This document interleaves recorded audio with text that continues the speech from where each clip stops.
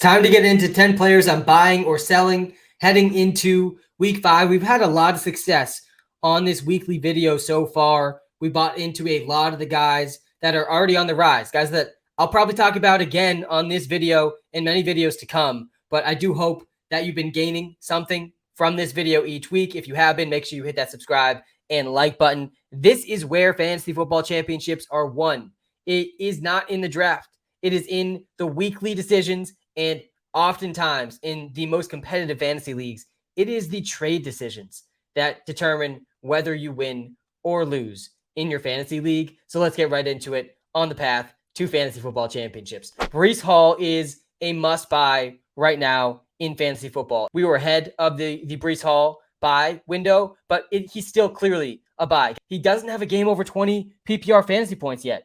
That is not going to last very long as he continues to see this usage. Guys, Rhys Hall holds the NCAA record for the most games in a row with a touchdown. 28 consecutive games that spanned over multiple seasons and against multiple top 25 opponents. He wasn't playing nobodies in college. Rhys Hall has a nose for the end zone. He's going to have 20-plus point weeks, even in a pretty lackluster Jets offense. If I'm trading for Rhys Hall, I'm looking to give up a running back 2 and or a wide receiver 2. I would be willing to send something like Mike Williams for Rhys Hall if I needed a running back. I would be willing to send something like A.J. Dillon for Rhys Hall and another piece. I want Rhys Hall. I'm willing to give up a decent amount for Rhys Hall. You don't want to give up a running back 1, a top 12 running back, or a top 12 wide receiver, but I'm willing to send starters for Rhys Hall to be a starter in my fantasy lineup.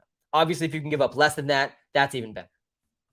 Number 2 is another rookie running back who we talked a lot about this preseason, by Rashad White. Guys, Rashad White, he fumbled the opening kickoff in this game, and he still saw his best usage of the season. And that's a very good sign. The fact that he was still getting a lot of usage despite the fumble. Rashad White is flirting with standalone fantasy value. Obviously, if anything happened to Leonard Fournette, who sees one of the biggest workloads in the league, Rashad White could become a league winner. I'm definitely buying Rashad White. He's available still in almost half of ESPN and Yahoo leagues, so you might not even need to buy him. You could just add him straight off the waiver wire. I think he's worth sending some trade offers for. I think a lot of people will view him as just an add-in to a trade where really he could become why you won that trade. And I love adding those pieces into my trades where maybe Rashad White's not even the main discussion point of your trade negotiation, but he's more of a throw-in. But and I know that he's actually way more than a throw-in and that he's one injury away from winning leagues, but he might not even need an injury to be startable in fantasy in PPR leagues, getting at 14 points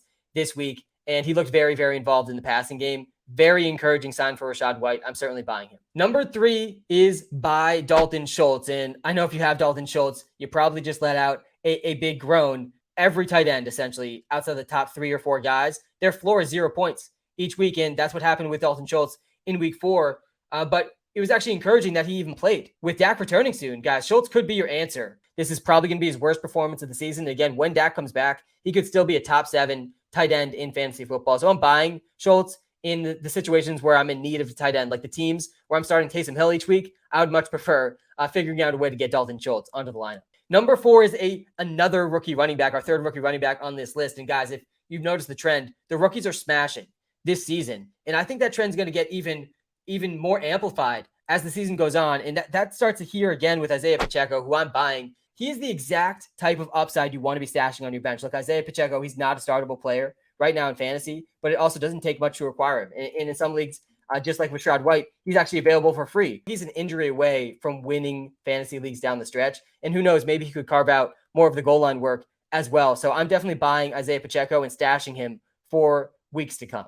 Number 5 is sell Rashad Penny. Look, Rashad Penny had a huge week, and he was hyper efficient down the stretch last year. He's coming off a monster 151-yard, 2-touchdown game against the abysmal Lions defense. But guys, the Lions have the worst, or at least a bottom 5 defense. He has not recorded also more than 1 catch in a game. So in PPR leagues, I'm looking to sell high on Rashad Penny, seeing if anyone's willing to buy into this hyper efficiency. I'd be willing to sell him as an RB2. If I could get back a wide receiver 2 for Rashad Penny or another running back 2 for Rashad Penny, I would think that's a huge dub. Like if I could package, for example, Rashad Penny plus any one of my bench players for Rhys Hall, I mean, that could be a league-winning move. So I'm certainly selling Rashad Penny. He's not going to get to play the Lions every week, guys. Number 6, by Ramondre Stevenson. He had another 18 touches in week 4. He now has back-to-back games with at least 70 yards. He's the clear pass catching back for the New England Patriots right now, and that makes him a solid running back 2 in PPR leagues. I am absolutely buying Mondre as a running back 2/3 for my fantasy teams. Number 7 is by Terry McLaurin. He's coming off his worst game of the season, finishing with just 2 catches for 15 yards. It's one of the worst games in his entire career against the Cowboys in week 4, but his usage has been better than most people realize. We still haven't seen a ceiling game from McLaurin. He hasn't had a game over 20 points yet. Curtis Samuel has been taking a lot of work. Jahan Dotson, though, picked up an injury. But even if Jahan Dotson's healthy, I think McLaurin has many more big games ahead of him. This is probably going to be the worst game of his season. So it opens up a pretty interesting buy low window for Terry McLaurin, who could still easily be a top 24 wide receiver for the rest of the season. Number 8 is by Miles Sanders. Look, Miles Sanders was on my do not draft list. He was on his own do not draft list. So how could I not put him on my do not draft list? And guess what? He was wrong. And I was wrong about Miles Sanders heading into the season, whose workload has been extremely consistent. And guys, he's running behind the number 1 offensive line in the NFL. Again, 20 touches per game behind the best offensive line in the league. Jalen Hurts has this offense moving. He scored multiple touchdowns already this season because the offense is really good. He's a back-end running back 1 in all formats. I'm certainly buying Miles Sanders. I would not sell. Number 9 is by Michael Pittman. Pittman's coming off a disappointing 31-yard game against a relatively weak Titans secondary. Definitely a very disappointing performance. He is an elite wide receiver 1 in fantasy. He's in my top 10 wide receiver list most weeks. Pittman is a screaming buy low right now, and it's probably not going to last. The window to buy Michael Pittman, probably not going to last very long. So I would buy while you can.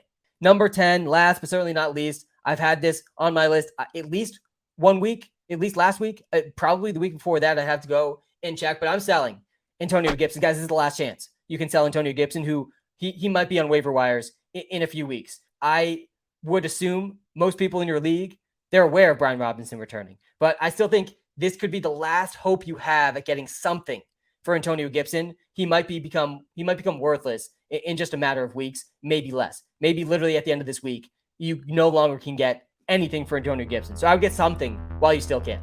Those are the 10 players I'm buying and selling in fantasy football heading into week 5. Thank you all so much for tuning in. Reminder, time is the most valuable thing we have. Thank you so much for spending some time with me today. Make sure you hit that subscribe and like button. I'll be live Thursday night. I'll be live Sunday morning. I'll be back next week with another 10 players I'm buying or selling.